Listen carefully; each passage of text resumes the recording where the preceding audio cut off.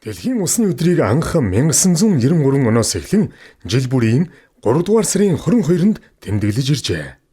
Жил бүр энэ өдрөөр усны тухай тодорхой онцлог сэдвийг хөндлөн олон нийтэд сурталчлан таниулдаг ба 2025 онд мөсөн голыг хамгааллын уран дор тэмдэглэн өнгөрүүлж байна. TNC байгууллага Хөвсгөл аймаг дахь Дэлгэр мөрөн голын сав газар, Хөвсгөл нуур, Эг, Үүр голын сав газарт цэнгэг ус хамгаалал төслийг 2023-аас 2026 он хүртэлх хугацаанд хэрэгжүүлж байна. Хөвсгөл аймагт хэрэгжүүлэхийн учир нь Монгол орны гадаргын усны нөөцийн 53%, гадаргын цэвэр усны нөөцийн 96% энд бий. Үүнээс Хөвсгөл нуур гэгтэл дангаараа гадаргын цэнгэг усны нөөцийн 75 орчим хувийг агуулдаг билээ. Хөвсгөл аймгийн хэмжээнд 1204 гол горих, 1198 булаг шанд, 526 нуур тойром, 73 аршаан байна.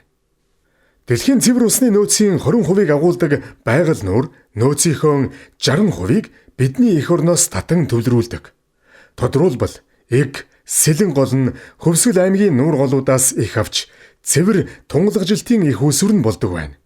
Түүнчлэн Тус аймаг, Булнай, Торц, Салбарт, Тошинд, Тэрхэн цагаан зэрэг 70 гаруй халуун хүйтэн аршаантай. Эндэж зөвхөн Монголд дийгүй, тэв дэлхийд ач холбогдолтой цэнгэг усны нөөц амин ундраг болсон Хөвсгөл аймагт энэхүү төслийг хэрэгжүүлэх нь байгаа улсын хэрэг юм. Цэнгэг ус хамгаалалт төсөл нь цэнгэг усны нөөц, биологийн төрөл зүйлээр баялаг, өвөрмөц тогтолцоо бүхий сав газрыг хамгаалж, нутгийн иргэд, захиргааны байгууллагуудтай хамтран тухайн сав газрын онцлог тохирсон усны нөөцийн нэгдсэн менежментийг хэрэгжүүлэхийг зорж байна. Үүний зэрэгцээ усны нөөцийг үр ашигтай ашиглах, нутгийн иргэд тэгш хүртэх, иргэдийн эрүүл, аюулгүй амьдрах нөхцөлийг сайжруулахаар төлөвлөлөө.